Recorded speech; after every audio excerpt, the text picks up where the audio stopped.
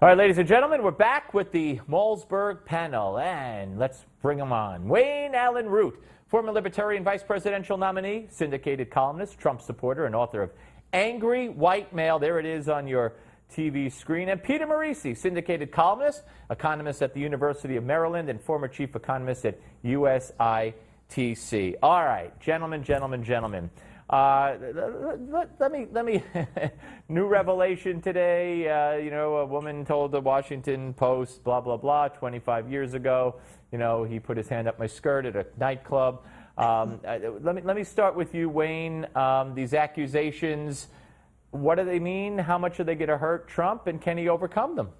They're just bullspit, as we say in the well-mannered world. They have no meaning. Any woman can make any claim in the whole world. I don't care what a woman claims from 25 years ago. I claim as a businessman, as Peter knows, I read Peter's columns and I love them. Peter and I are the only two economists in the nation who seem to understand what Obama's done to the United States economy. He's destroyed it. He's rigged it so that the middle class is no longer middle class. They're destroyed. They're devastated. That's what matters. The middle class is gone. Small business is devastated. You can't start a business anymore. You can't run a business anymore. You can't survive. You can't keep your doors open. Democratic policies have destroyed capitalism and middle-class jobs, and Obamacare has bankrupted all of us, and nobody wants to admit it, and the media is in a conspiracy to deny it, and Hillary can't defend it, so they bring these women out who I'm sure they've paid. Yes, but, well, I don't know about that, but Peter, having everything that Wayne said, all of it being true. I mean, I'm not judging the women at the top when he said it was BS. I'm not going there. But as far as the state that we're in, only 28% or less told Gallup they think the country's headed in the right direction. But my question to you, Peter, as I asked Wayne, is can Trump withstand all the onslaught from the media and the accusations and get it back to the issues in the voters' minds and actually win? Well, the polling data says no. The polling data indicated he was behind before all this broke, and now he's way behind, too far behind. If it was one or two polls, you could say someone's rigging them, but I can't imagine that liberal bias is capturing all the polls, less Rasmussen. What this does do is burn up the clock, run down the clock. Trump's running out of time to make his case, and a lot of stuff's coming out about Hillary from WikiLeaks and so forth. And it permits her to boot that into the future. Well, the future ends on Election Day for her. And so that's what I see as the basic gain to her, is it distracts voters for a while, and it keeps Trump from making his closing argument, which could be very much to his benefit. It will certainly be the center of the debates on Wednesday, which is much to his loss, because it would be nice if just once we had a moderator that wasn't attacking him. Right. And this will be a Fox moderator, so hopefully that won't happen. Wayne, Peter talks about the numbers in the polls, and yeah, there's some disturbing polls out there in numbers, but let's look at a couple. CNN after the debate, 57% said Hillary won. Well, they admit in their own website that before it started, 58% of the people they polled supported Hillary. So to say 57% said she won, and she won, oh yeah. Then the Wall Street Journal NBC News poll, which came out a couple of days later, which took into account the quote-unquote sex tape, they only polled like 24% Republican. So naturally Hillary won by 11 points. So I don't know about the quality of some of these polls. This is what I'm trying to tell Peter. I'm trying to prop him up and get him excited and get him motivated. I know he's a math guy, so he's worried about these polls. I'm worried too, by the way. I don't think I'm not worried, but I remain hopeful because I speak to people every day in every way, and I don't mean just Republicans and just white Republicans and evangelicals. I speak to people all over the country. I travel everywhere I go, on airplanes, at airports, at bars. I ask them all, who you voting for? And they all look at me, look around to make sure no one's listening, and they all whisper Trump. Everyone's voting Trump. Now, is every black person voting Trump? No. Is every Hispanic voting Trump? No.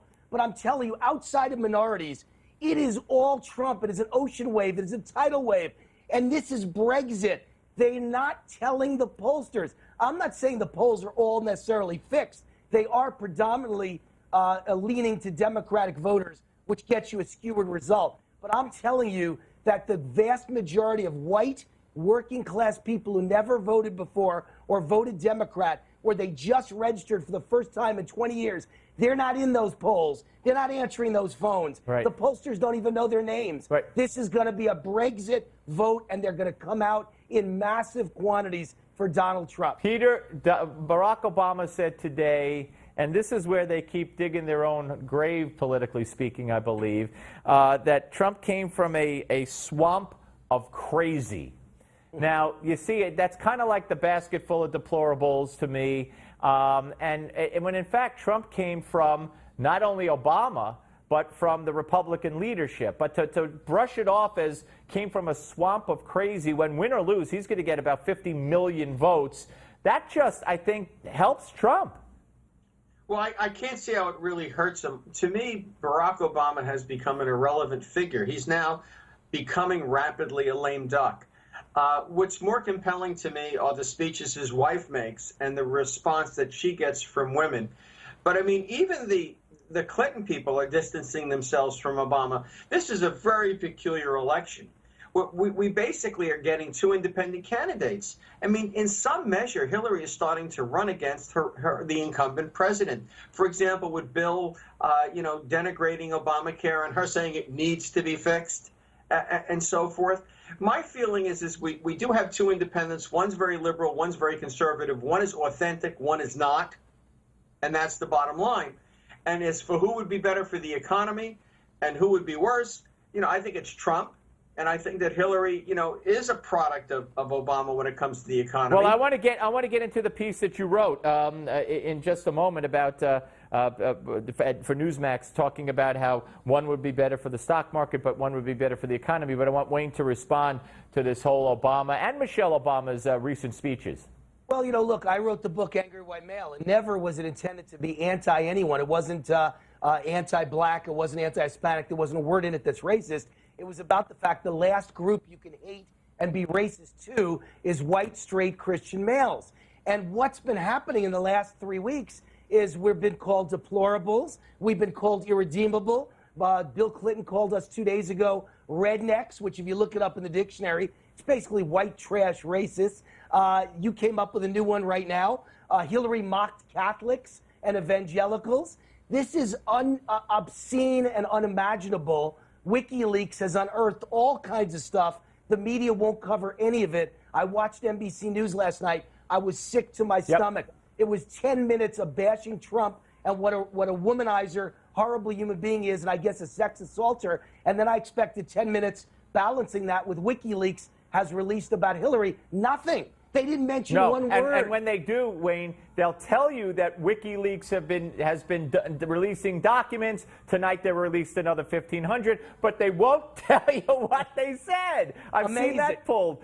It is a conspiracy. It is. Absolutely. Peter, Hold on. Peter. It's not a conspiracy. It's what we call in antitrust economics conscious parallelism. They're winking and nodding at each other. Right. One of the things that Trump is right about is this is a war in the view of liberals.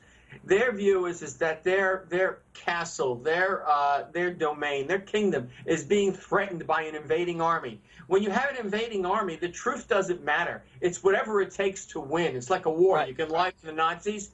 Right. The bottom line, and I had this when I was speaking in New York last week, where I had liberals coming after me and condescending toward me like I was some sort of person who was running around. I was pimp.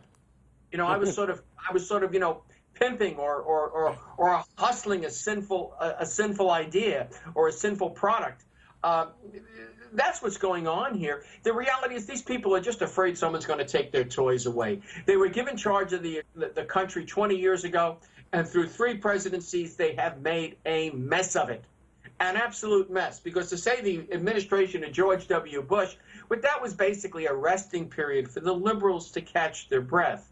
He was sent to Washington with an agenda that he didn't complete, and then Obama just took the leftist Clinton agenda to the logical extreme. By the way, one of my favorite WikiLeaks is where Hillary tells in her speech, Wall Street, that of course there was much more to this collapse than you guys, and of course that's the truth. But Wayne, final word. Go ahead. Yeah, well, just if you look at WikiLeaks, she said in a speech to Goldman Sachs she loves open borders. We've now learned they mock Catholics and evangelicals. We've learned that Podesta and the entire Hillary staff and the entire Obama administration were in bed together trying to get the FBI investigation killed and evade subpoenas. This is big news. She should be in prison, and the media will not cover it, and that's why they came up with all these women. It's an attempt to evade the truth, and it's embarrassing, but it's Brexit, and I think we're going to win this thing anyway. People aren't that dumb. All right, guys, got to end it there. Really great discussion. Have a great weekend, guys. Appreciate you coming on, both of you. Thank you very much. Up next, folks, and earlier today they pulled out the runner-up to The Apprentice from season 1, saying Donald Trump is racist at his core. You gotta love this stuff. Gavin McInnes, host of the Gavin McInnes Show and author of Death of Cool, will join us. Don't go away.